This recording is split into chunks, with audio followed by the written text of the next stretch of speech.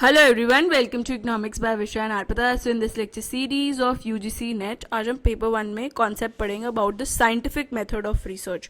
सो जो scientific method है research का वो एक systematic step by step process होता है जिसके अंदर हम लॉजिकल प्रोसेस जो है रीजनिंग का वो फॉलो करते हैं. सो ये जो है ये यूज़ किया जाता है to gain the knowledge of universe. अगर मुझे पूरी यूनिवर्स की नॉलेज को गेन करना है तो मैं इस को यूज़ कर सकती हूँ. ये जो साइंटिफिक मेथड है is one and same for all the branches, चाहे वो इकोनॉमिक्स हो चाहे वो जोग्राफी हो, काफ़ी जगह ये यूज़ हो सकता है. So also it refers to the procedure and mode of investigation.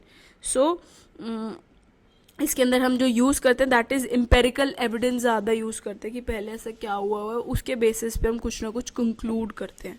ठीक है. सो इसमें जो बेसिक्स होते हैं साइंटिफिक मेथड के that is reliance on empirical evidence. हम एम्पेरिकल एविडेंस के ऊपर रिलाई करते हैं, यूज़ करते हैं रेलेवेंट कॉन्सेप्ट्स को, कमिटमेंट ऑफ ऑब्जेक्टिविटी की जो ऑब्जेक्टिव है उसके हिसाब से हम काम करते हैं रिसर्च के अंदर. एथिकल न्यूट्रलिटी होनी चाहिए, मतलब अनबायसनेस होनी चाहिए टूवर्ड्स द जो हम सैम्पल कलेक्ट कर रहे हैं. और अगर हमने रिसर्च कर लिया तो जो कंक्लूजन है वो दैट शुड बी अनबायस. कोई एक पर्टिकुलर बायसनेस इन्वॉल्व नहीं होनी चाहिए. जनरलाइजेशन होनी चाहिए उसमें. वेरीफाई बार बार करो कि कोई गलती ना हो जाए. So that is there. वो मेथड एक होता है. And the logical reasoning process भी इसमें रहता है. ठीक है. लॉजिकल रीजनिंग प्रोसेस के दो मेथड्स हैं जो कि एक है इंडक्शन और एक होती है डिडक्शन. डिडक्शन को याद रखने का DGP याद रखो, जनरल से पर्टिकुलर. इंडक्शन के केस में ये जो है इसमें होता है पर्टिकुलर से जनरल. ठीक है. कोई पर्टिकुलर स्टेटमेंट है उसके अंदर हम जनरल स्टेटमेंट कुछ कंक्लूड कर रहे हैं तो दैट इज इंडक्टिव. डिडक्टिव जब हम जनरल से पर्टिकुलर जा रहे हैं. तो डिडक्शन के अंदर हम इसको डिडक्टिव मेथड भी बोलते हैं. और इसके अंदर होता क्या, consist of study several individual cases को पढ़ते हैं और ड्रॉ करते हैं एक जनरलाइजेशन. ठीक है. वही पर्टिकुलर से जनरल में जा रहे हैं. कुछ इंडिविजुअल केसेस से हम एक जनरल सिनारियो मतलब जनरल कंसेप्ट जो है वो बिल्डअप कर लेते हैं. ठीक है. So it consist of observation and generalization. इसमें ऑब्जर्वेशन और जनरलाइजेशन दोनों यूज होते हैं. और हम क्या करते हैं, पर्टिकुलर से जनरल में जाते हैं, मतलब स्पेसिफिक टू जनरल से जनरल पे जाते हैं. ठीक है. So this is the first जो हमारा मेथड है दैट इज़ इंडक्शन. और इंडक्शन के अंदर 4 कंडीशंस होती हैं. फर्स्ट इज डेटा जो है जो कलेक्ट हुआ है वो एक्यूरेट होना चाहिए. सैम्पल जो है मस्ट बी रिप्रेजेंटेटिव. पूरी पॉपुलेशन का जो सैम्पल हमने कलेक्ट करा है that should be representative of the entire population. और एडिक्वेट नंबर ऑफ केसेस होने चाहिए. और कंक्लूजन जो है should be according to the findings. जो फाइंडिंग्स हैं उसके हिसाब से होना चाहिए. जैसे कि जो मैंने आपको बताया कि क्या होता है इसमें एथिकल न्यूट्रलिटी होनी चाहिए कि जो कंक्लूजन दे रहे हैं that should B neutral. Unbiasedness नहीं होनी चाहिए. कंक्लूजन अगर हमने ड्रॉ करी है दैट शुड बी अनबायस्ड. और इसमें 2 टाइप्स हैं इंडक्शन के. फर्स्ट इज एन्यूमरेटिव जिसके अंदर involves generalization from sample through analysis of data. कि हम जनरलाइज करते हैं फ्रॉम सैम्पल्स, जो सैम्पल्स हमें रिसीव हुए हैं थ्रू कैसे डेटा को एनालाइज करके. तो दैट इज एन्यूमरेटिव. एनालिटिक क्या होता है, केस बाय केस एनालिसिस करते हैं स्पेसिफिक फीचर का, एक एक चीज़ को उठा के उसका चीड़-फाड़ करना. That is basically that. ठीक है. और जो स्टेप्स होते हैं एनालिटिकल इंडक्शन के that is define the phenomena to be explain. Define करो जो फिनोमेना एक्सप्लेन करना है. फॉर्मुलेट करो हाइपोथेसिस टेस्टिंग की ट्रू है या फॉल्स है जो भी है उसे डिफाइन करो. स्टडी करो केस वेदर. फिर उसके अंदर देखो हाइपोथेसिस फिट होता है या नहीं होता है. अगर तो हाइपोथेसिस फिट नहीं होता तो फैक्ट इधर रीफॉर्मुलेट करो हाइपोथेसिस को या रीडिफाइन करो प्रोसेस को सो दैट द केस जो है वो द केसेस जो नहीं फिट इन हो रहे हाइपोथेसिस के अंदर उसको हम इंक्लूड कर सके. और कंटिन्यू कर लो या रीफॉर्मुलेट करके अगर कुछ गलत है रीडिफाइन करके अनटिल एक यूनिवर्सल रिलेशनशिप जब तक इस्टेब्लिश ना हो तब तक इसे करते रहते हैं. ठीक है. So that is that. Next is deduction. Deduction क्या होता है, जब हम जनरल से स्पेसिफिक में जाते हैं. ठीक है. जब हम कैसे जाते हैं, जनरल से स्पेसिफिक में. वो मैंने आपको बताया है DGP.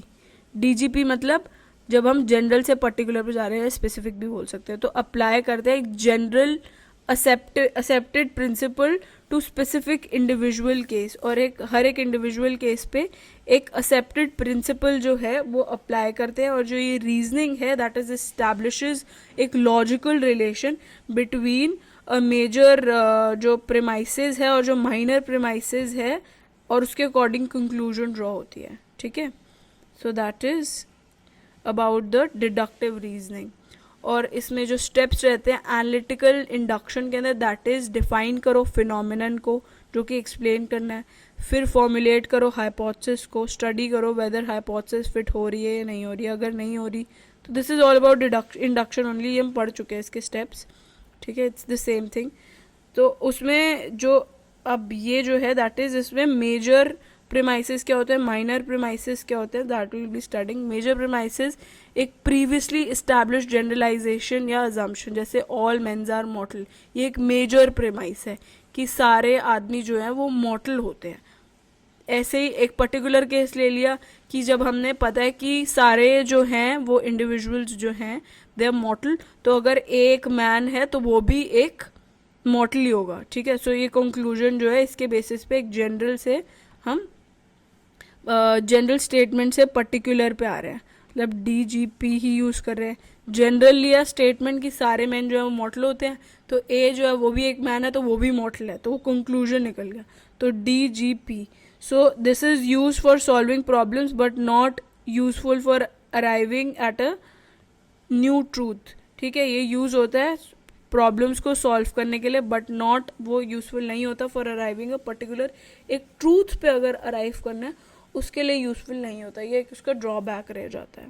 ठीक है, इसेंशियल कंडीशंस क्या होती है कि जो जनरल रूल होते हैं या अजम्पशन होते हैं वो करेक्ट होने चाहिए.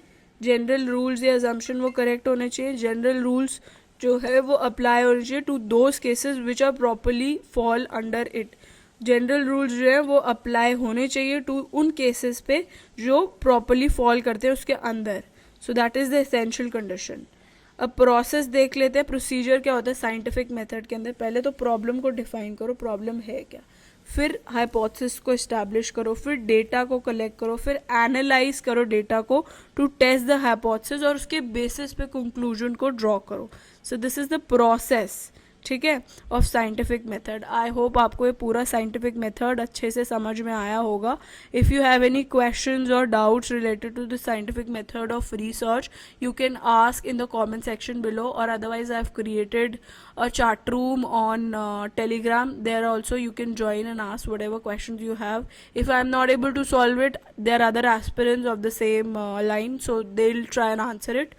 Also अगर आपको इसका PDF चाहिए, I have a Telegram channel that's with the same name, Economics by Vishwan Arpita. वहाँ से जाकर आप इसे एक्सेस कर सकते हो. और अगर आपको मेरा काम पसंद आता है तो इन वीडियोज़ को लाइक करें, शेयर करें और सब्सक्राइब करें. Thanks for watching, bye bye.